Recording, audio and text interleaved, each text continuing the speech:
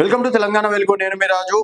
రాజమౌళి పైన ప్రస్తుతం కేసు నమోదు కావడం అనేది జరిగింది. సో వానరసేన, హిందూ వానరసేన తన పైన రాజమౌళి పైన కేసు పెట్టడం అనేది జరిగింది. అసలు కేసు పెట్టడానికి గల కారణాలు ఏంటి అనేది ఒకసారి చూసుకున్నట్టయితే మొన్న జరిగినటువంటి మహేష్ బాబుకు సంబంధించి వారణాసి టైటిల్ కూడా రిలీజ్ చేశారు. ఆ సందర్భంలో రాజమౌళి వాళ్ళ ఫాదర్ వచ్చేసి మా కొడుకు వెనుక హనుమంతుడే ఉన్నాడు, హనుమంతుడే ఈ కథను మొత్తం నడిపించాడు అన్నట్టు కూడా మా విజేంద్ర ప్రసాద్ గారు మాట్లాడడం అనేది జరిగింది.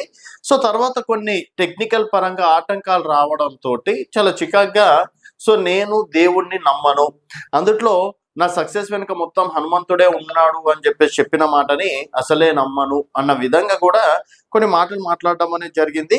సో ఈ విధంగా అంటే హనుమంతుడు లేడు అని చెప్పేసి చెప్తూనే ప్రతి ఒక్క సినిమా చూసుకోండి, ఇప్పుడు ఆర్ఆర్ సినిమాలో కూడా మాక్సిమం అంటే దేవుళ్ళకి సంబంధించి కావచ్చు, తర్వాత శ్లోకాలు కావచ్చు, డెఫినెట్గా ఉంటాయి. మగధీర సినిమాలో శివుని గురించి, బాహుబలిలో కూడా మొత్తం శివుని గురించి ఉండడం కావచ్చు. ఈ విధంగా ఏ సినిమాలు తీసుకున్నా కూడా రాజమౌళి సినిమాలో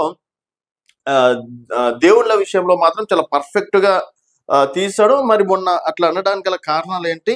ఎందుకంటే ఒక సెలబ్రిటీ ఈ విధంగా మాట్లాడితే ఇతరులు కూడా అదే ఫాలో అవుతారు కదా అన్నట్టు కూడా సో కొంతమంది దీనిపైన కేసు పెట్టడం అనేది జరిగింది. ఇదే అంశం పైన కొంతమంది ఇంకోటి ఏంటంటే ఫిలిం ఛాంబర్లు కూడా రాజమౌళి పైన వారణాసి టైటిల్ అనేది మాది, మాకు తెలియకుండా ఈ విధంగా వారణాసి టైటిల్ ని తీసుకున్నారని చెప్పేసి మరొక కేసు కూడా అంటే ఫిలిం ఛాంబర్ లో కూడా వాళ్ళు చేస్తున్నారు. సో ఈ విధంగా అంటే నాస్తికం విషయంలో కావచ్చు ఈ విధంగా మాట్లాడడం, తర్వాత ఇది మా మనోభావాలను దెబ్బతీసిన రాజమౌళి పైన డెఫినెట్ గా చర్యలు తీసుకోవాలంటూ కూడా కొంతమంది కేసు పెట్టినటువంటి పరిస్థితి. సో మనం వారితో కేసు పెట్టిన వానరసేన నాయకులతో కూడా మనం మాట్లాడే ప్రయత్నం చేద్దాం. అన్న మీరు లైవ్ లో ఉన్నారు, మాట్లాడచ్చా? మాట్లాడను. సో ప్రస్తుతం మనతో పాటు శివారెడ్డి గారు ఉన్నారు, వానరసేన. శివారెడ్డి గారు నమస్తే. నమస్తే అండి. సో శివారెడ్డి గారు, అసలు ఎందుకు రాజమౌళి గారి పైన కేసు పెట్టడం అనేది జరిగింది? సో మీరు రాజమౌళి గారి దగ్గర నుంచి ఏం ఆశిస్తున్నారని చెప్పేసి అనుకోవచ్చు? మేమేం ఆశించట్లేదండి, అది తప్పుగా ట్రోల్ చేస్తున్నారు. ఆశించి ఎవరు చేయట్లేదు. రాష్ట్రీయ వానరసేన సంస్థ వచ్చేసి ఆలయ భూముల కాపల్దారు మా ట్యాగ్ లోనే ఉంటుంది. అదే విధంగా హిందుత్వ పరంగా హిందువులకు హిందూ మనోభావాలను దేవతలను కించపరిస్తే మాత్రం మేము తప్పకుండా వాళ్ళపైన చర్యలు తీసుకోవాలంటూ ఫిర్యాదులు చేసి చేస్తూ ఉంటాం. ఓకే, ఆశించి మాత్రం మేమేం చేయట్లేదు. ఓకే అండి. ఇప్పుడు రాజమౌళి గారు ఆ రోజు అంటే హనుమంతుడు లేడు అన్న విషయం పైననే మీరు ఈరోజు వారి పైన కేసు నమోదు చేశారా? అవును అవును. అంటే ఆయన చెప్పండి. హనుమంతుడు లేడు, నాకు నమ్మకం లేదు అనడము, బహిరంగంగా అలా చెప్పడము మాకు నచ్చలేదండి. ప్రతి ఒక్క హిందువు దీని మీద స్పందిస్తున్నారు. హనుమాన్ స్వాములు వాళ్ళందరూ కూడా దీని మీద కాల్ చేసి రాష్ట్రీయ వానరసేన తరఫున పోరాటం చేయండి, న్యాయ పోరాటం చేయండి, మేము కూడా మీకు సపోర్ట్ ఉంటామని చెప్పి కూడా కాల్స్ వస్తున్నాయి. ఓకే, సో ఇప్పుడు క్షమాపణలు చెప్తే ఓకేనా మీకు? క్షమాపణలు చెప్తే ఓకే అంటే అసలు అక్కడ ఏం జరిగింది ఏంటి అని బహిరంగంగా, ఏ విధంగా అయితే బహిరంగంగా ఆయన మన దేవుడు హనుమంతుడిని నాకు దేవుడు అంటే నమ్మకం లేదని అంటున్నాడు, దానిపైన ఆయన వివరణ ఇచ్చి అసలు ఎందుకు అలా మాట్లాడాల్సి వచ్చింది ఏంటి అనేది వివరణ ఇచ్చి ఆ తదనంతరం క్షమాపణ చెప్పాల్సి వస్తుంది. ఓకే, సో మొత్తానికి వివరణ అనేది మీరు ఆశిస్తున్నారు అనుకోవచ్చు. 100%. మిగతా అయితే ఏం లేదు. లేదు లేదు, మేమేం ఆశించట్లేదండి.